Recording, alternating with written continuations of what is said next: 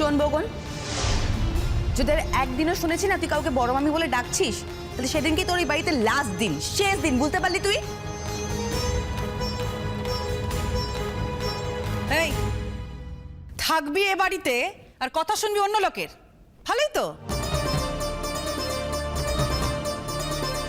এই তোকে না অনেক দিন সাবধান করা হয়েছে, মানুষ তো আর রোজ রোজ একই ভুল করে না, তার মানে তুই এগুলো ইচ্ছে করে করিস।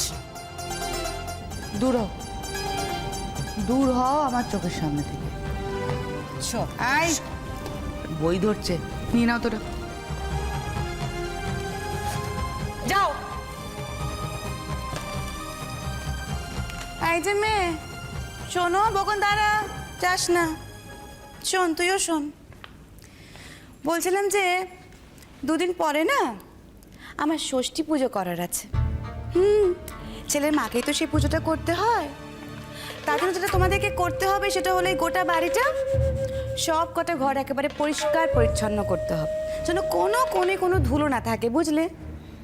না কদিন ধরে তো তুমি শরীর খারাপে বাহানা দিয়ে টুক করে নিজের কাজটা সেরে গিয়ে শুয়ে পড়ছো, তাই না?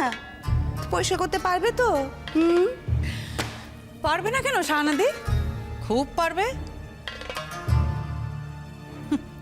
তাছাড়া আমাদের বাড়িতে দুজন কাজের লোক থাকতে তো আমরা আর একজনকে এখানে নিয়ে আসতে পারি না, তাই না? করতে হলে করতে হবে। অসুখ বললে শাহানাদি সবাই কিন্তু মেনে নেবে না, বুঝলে? আর তাছাড়া অসুখ তো একদিন দুদিন হতে পারে, রোজ রোজ অসুখের বাহানা দিলে চলবে কেন?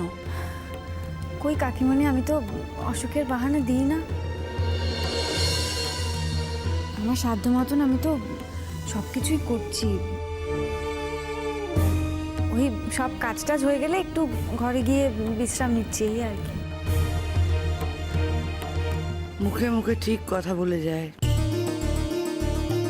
চুপ করে থাকার অভ্যেসটাই নেই। এটাই তো স্বভাব ওর, এর বাইরে আর কি করবে বলো? এই শোনো মেয়ে, তোমার ভাষণ কিন্তু এখানে আমরা কেউ শুনতে চাইছি না। আর তোমাকে একা কোনো কাজ করতে বলা হয়নি। তুমি প্রথমে নিজেরটা করবে, নিজের ঘরটা পরিষ্কার করবে, তারপর পুরো ওপরটা পরিষ্কার করবে, আর বগন নিচটা করবে, হয়ে গেল। কাজটাকে একটু ভাগ ভাগ করে করে নেবে, ব্যাস।